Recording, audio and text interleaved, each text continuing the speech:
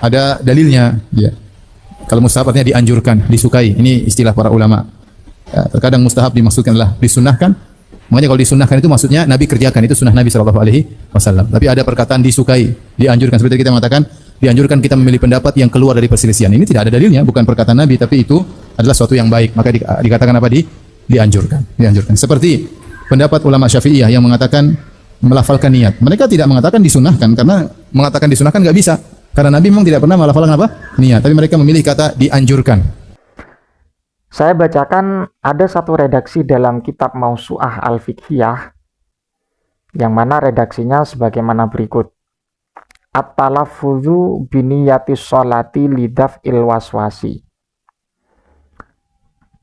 Zahaba al-hanafiyatu fil mukhtari wasyafi'iyatu wal hanabilatu fil madhab ila anna talaffuzu biniyah fis sholati sunnatun. Berkait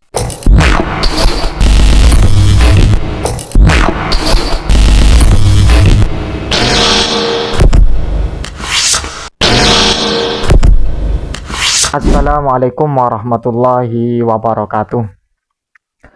Alhamdulillah wassalatu wassalamu ala rasulillah wa ala alihi wa sahbihi wa man wala amma ba'du. Sahabat yang dimuliakan Allah subhanahu wa ta'ala, pada kesempatan kali ini saya akan memberikan tanggapan atas statement dari Ustadz Salafi yang paling sunnah yang berkaitan dengan persoalan at-talafut bin niyah atau melafatkan niat. Karena apa yang disampaikan oleh Ustadz Salafi ini otomatis menjadi persoalan yang perlu diluruskan. Mengapa perlu diluruskan? Karena apa yang dipahami oleh Ustadz Salafi ini tentang persoalan talafut bin niyah, melafatkan niat, ada dalilnya, ya. Kalau mustahab artinya dianjurkan, disukai. Ini istilah para ulama.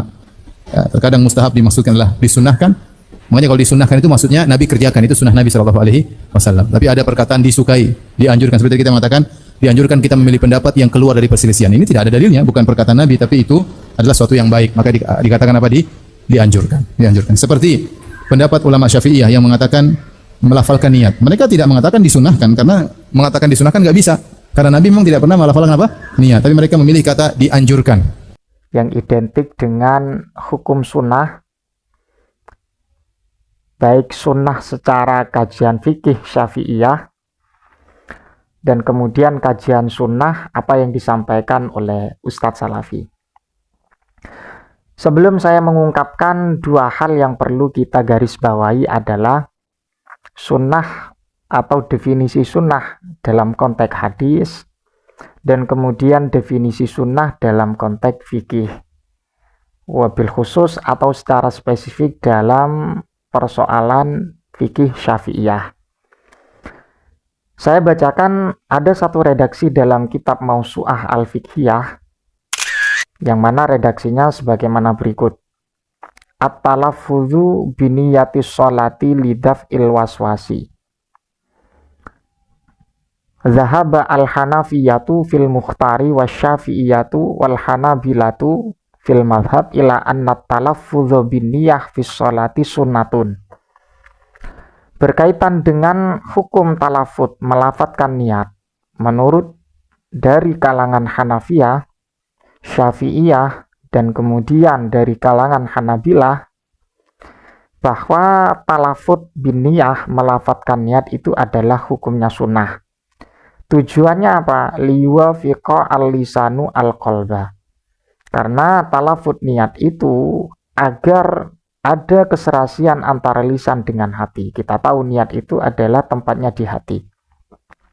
Satu poin kita temukan dalam persoalan niat atau talafut bin niat menurut pandangan para pakar fikih itu adalah hukumnya sunnah. Dan kemudian yang perlu diluruskan adalah ketika berbicara tentang hukum sunnah, apa yang disampaikan oleh Ustadz Salafi, bahwa sunnah itu merupakan sesuatu yang dilakukan oleh baginda Nabi. Ini dua hal yang tidak bisa untuk kita jamikkan. Sehingga Ustadz Salafi menyatakan bahwa Yang namanya talafut biniyah itu tidak disunahkan, karena yang namanya sunnah itu sesuatu yang dilaksanakan atau dilakukan oleh baginda Nabi Muhammad SAW. Lah pemahaman ini yang justru amburadul, tidak paham fikih, dan kemudian mengkaitkan istilah sunnah dalam definisi hadis. Perlu kita ketahui, sunnah dalam konteks hadis itu kita tahu bahwa sunnah itu memang qaulun au fi'lun au takrirun, atau yang disebut dengan hadis, yang memang di situ berdasarkan perkataan atau fi'lu atau pekerjaan atau takrir dari baginda Nabi Muhammad SAW. Sedangkan sunnah dalam persoalan talafut biniyah kita harus tahu juga. Makanya definisi sunnah dalam konteks hadis dan kemudian definisi sunnah dalam kajian kitab fikih. Bahwa sunnah yang tertera dalam kitab fikih itu sudah maklum bahwa sunnah itu termasuk dari kerangka al-ahkam asy-syar'iyyah. Jadi yang dimaksud dengan sunnah dalam kitab fikih, wabil khusus secara spesifik dalam persoalan talafut biniyah, adalah sunnah yang masuk dalam kerangka al-ahkam asy-syar'iyyah. Bagaimana definisi sunnah dalam persoalan fikih? Ya, sebagaimana kama huwal maklum kita ketahui, ketika dikerjakan mendapatkan pahala, ketika tidak dikerjakan ya kita tidak mendapatkan dosa. Itu definisi sunnah. Jadi sunnah, mustahab, kemudian mandhub itu ya fi maknan wahidin, dalam satu makna. Jadi kalau Ustadz Salafi ini memahami sunnah, kemudian dikaitkan dengan persoalan yang bersifat literatur fikih, maka harus tahu dulu bagaimana pandangan ulama fikih. Jadi saya heran ketika Ustadz Salafi itu mengajak paham sunnah, tapi dari sisi lain mengajak untuk paham fikih, apalagi berbicara tentang fikih syafi'iyah. Moro-moro ketika membahas tentang sunnah, sunnah itu dilakukan baginda Nabi dan kemudian dikontekstualkan dalam persoalan fikih. Ini kan pemahaman yang tidak bisa untuk kita jamikkan, karena nafsul hukmi atau nafsul mas'alah itu tidak sama. Jadi seperti itu Pak ya. Wa ma huwa sunnah fil hadis wa ma huwa sunnah fil fikhi, atau identik dengan al-ahkam asy-syar'iyyah. Kita tahu al-ahkam asy-syar'iyyah itu ada sunnah, ada mubah, ada haram, ada makruh. Seperti itu Pak ya. Jadi kalau tidak paham fikih, jangan mengajak umat ini untuk memahami fikih. Karena apa? Karena yang Anda prioritaskan itu adalah kajian-kajian yang bersifat hadis. Jadi kalau tidak paham fikih, diam saja Pak ya. Apalagi membahas talafut biniyah, ulama fikih itu tidak mensunnahkan tapi menganjurkan. Anjuran dan sunnah itu Pak, apa bedanya Pak? Maksudnya sunnah dalam konteks fikih, dalam persoalan fikih. Karena anjuran itu ya ada anjuran yang bersifat jazim, ada anjuran yang bersifat ghairu jazim. Ketika jazim maka hukumnya wajib, ketika ghairu jazim maka hukumnya sunnah.